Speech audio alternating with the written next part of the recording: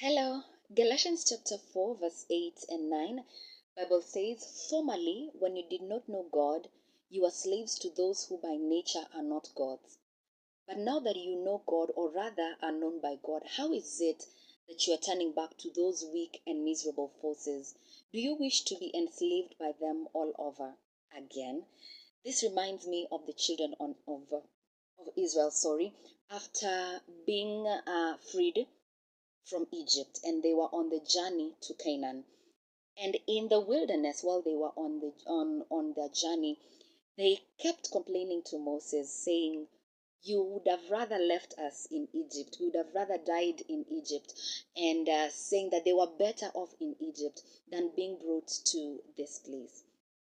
Problem is that when change comes our way and we want to move from one place to the other, we are not familiar with change, so we want something familiar and would rather go back to where we are. I've just come up here today to encourage you that if there are changes that God is introducing to you, do not prefer the place that you are. Do not get so tied up to the places that you are, to the things you used to do, to the people that you are connected to, so much so that you cannot embrace the new thing that God is presenting to you. These new things that God presents to us every other time are connected to our freedom. They are connected to our freedom, and it is crazy. If we would hear somewhere else, we would say that that is so crazy, wanting to go back to a place of slavery. I've just come to encourage you. If there are changes, that God is introducing to you, if there are things that He is asking you to do, they might be difficult, they might be unfamiliar, but God requires you to make the step towards freedom.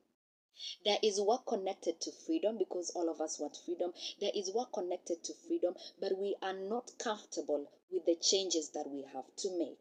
That is the problem that the children, that the churches in Galatia are having. That Christ has been introduced. Now they have to put away law that they were used to. Imagining that that law would get them closer to God than Jesus.